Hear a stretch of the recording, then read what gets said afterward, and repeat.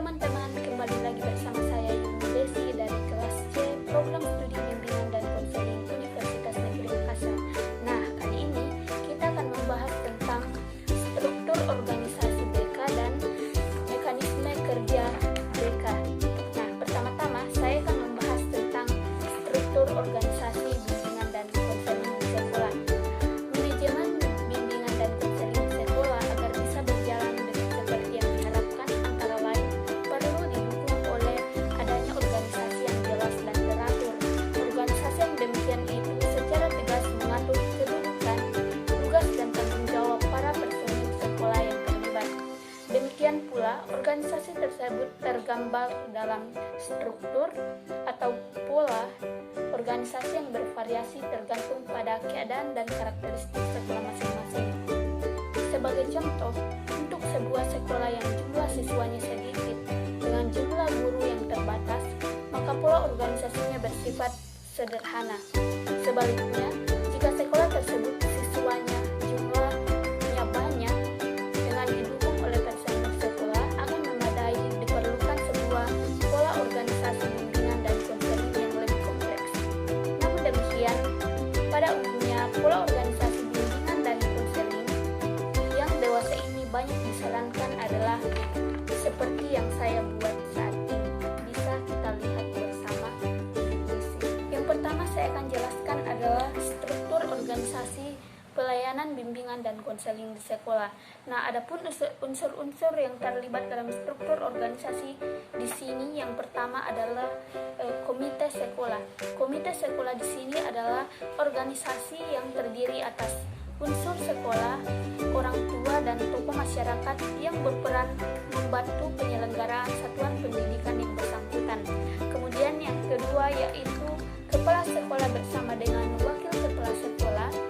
Di sini berperan sebagai penanggung jawab pendidikan pada satuan pendidikan baik itu SMP, SMA maupun SMK secara keseluruhan, termasuk penanggung jawab dalam membuat kebijakan bimbingan dan konseling.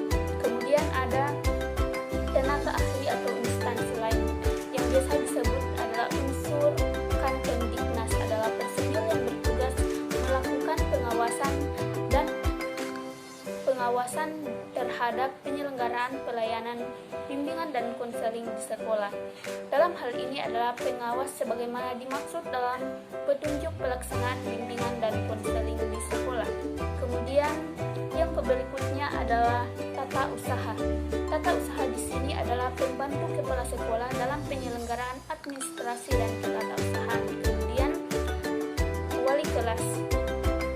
Wali kelas adalah guru yang ditugasi secara khusus untuk mengurusi pembinaan dan administrasi siswa seperti nilai rapor, kenaikan kelas, dan kehadiran siswa.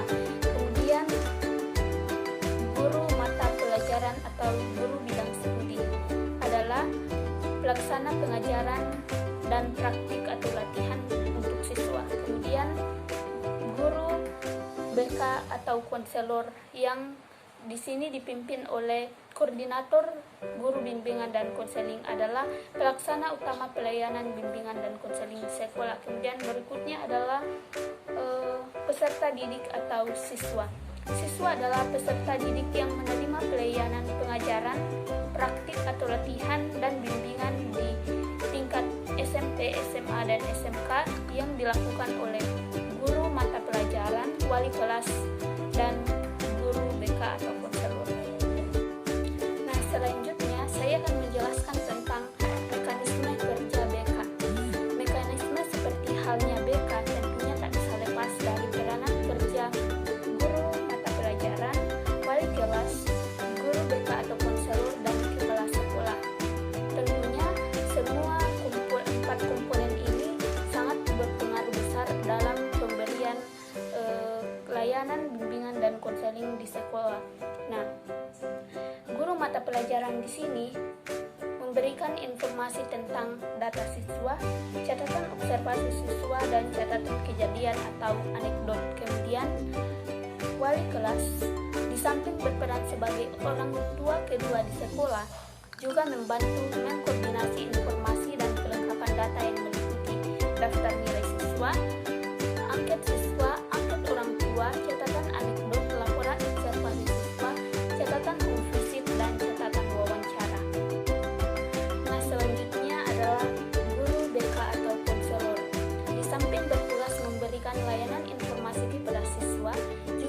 sebagai sumber data meliputi kartu akademis, catatan konseling, data psikotes, catatan konferensi kasus. Maka, guru pembimbing perlu melengkapi data yang diperoleh dari guru mata pelajaran dan wali kelas dan sumber-sumber lain yang terkait yang akan dimasukkan ke dalam buku pribadi dan map pribadi. Kemudian, kepala sekolah di sini sebagai penanggung jawab pelaksanaan teknis bimbingan dan konseling sekolah perlu mengetahui dan memeriksa semua kegiatan yang dilakukan oleh guru mata pelajaran, guru BK dan wali kelas. Nah, itulah tadi penjelasan